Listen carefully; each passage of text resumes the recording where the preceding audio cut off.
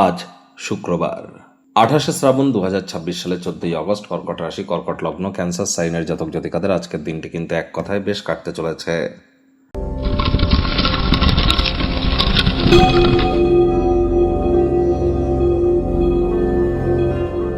ভিডিওটির শুরুতে স্ক্রিনে আপনারা দেখতে পাচ্ছেন শুক্র গ্রহের বীজ মন্ত্র ওম দ্রাং দ্রিং দ্রং স শুক্রায় নমঃ। সকাল দুপুর সন্ধ্যা 3 বেলায় শুক্রের এই বীজ মন্ত্র আপনারা 108 বার জপ করুন, অত্যন্ত উপকৃত হবেন। মাথায় রাখবেন, শুক্রের বীজ মন্ত্র যত বেশি আপনারা জপ করবেন তত কিন্তু আপনাদের স্কিনের গ্লেজ বৃদ্ধি পাবে, রোম্যান্সের মাত্রা বৃদ্ধি পাবে, আপনাদের মেন্টাল হ্যাপিনেস বৃদ্ধি পাবে, ডোপামিন হরমোনের ক্ষরণ বেড়ে যাবে, ক্রিয়েটিভিটি বেড়ে যাবে, আপনারা ওয়েলথ ক্রিয়েট করতে সক্ষম হবেন, লাক্সারি ল্যাভিশ লাইফস্টাইলের ক্ষেত্রে নিজেদেরকে অগ্রধাবিত করতে পারবেন এবং এর সাথে সাথে নাম যশ খ্যাতিও বৃদ্ধিতে এটি আপনাদেরকে সহযোগিতা করবে। তাহলে শুক্রের বীজমন্ত্র খুব জপ করুন।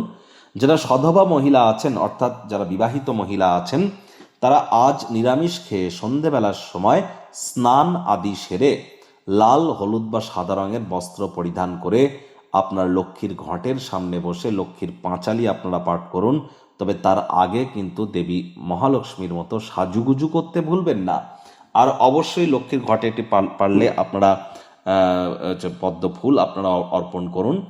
আর এ সময় কিন্তু আপনার লক্ষ্মীর পাঁচালি জপ করার আগে প্রথমে 3 বার অন্তত ওম নমো ভগবতে বাসুদেবায় নমঃ অথবা ওম নারায়ণং শরণং গচ্ছামি এটি জপ করে তারপর কিন্তু আপনারা লক্ষ্মীর পাঁচালি আপনারা পাঠ করুন। তারপর 3 বার নিজের নাম গোত্র ধরে বলুন সদা হরি চেরা, এবং দেবী লক্ষ্মীকে আপনার স্বামীর আয় উন্নতির জন্য এবং আপনাদের পরিবারে আর্থিক সমৃদ্ধির জন্য আপনার মনস্কামনাকে আপনারা জ্ঞাপন করুন। পরপর 7টা শুক্রবার এটি পালন করবেন। আর সন্ধেবেলার সময় বলেছি স্নান আদি সেরে সাজুগুজু করে, আর স্নান করবার সময় সন্ধেবেলা অবশ্যই স্নানের জলে গোলাপ জল বা আতর বা ইত্তার দিয়ে স্নান করতে ভুলবেন না। ভাগ্যমিটার আজ আপনাদের বলছে 7 আউট অফ 10, ভাগ্য আপনাদের অনুকূলেই থাকবে। সম্পর্কের ক্ষেত্রে আপনাদেরকে একটু সচেতনতা অবলম্বন করে চলতে হবে। আজ আপনার child like attitude, sense of হিউমারের কারণে আশপাশের মানুষজনদেরকে আপনারা মুগ্ধ করতে চলেছেন। কায়িক পরিশ্রম হলেও শরীর মনে সতেজতা এবং তরতাজাই আপনারা অনুভব করবেন। বিজনেসম্যানেরা প্রভূত পরিমাণে আর্থিক মুনাফা আপনারা অর্জন করতে চলেছেন। আয় ইনকাম বাড়বে।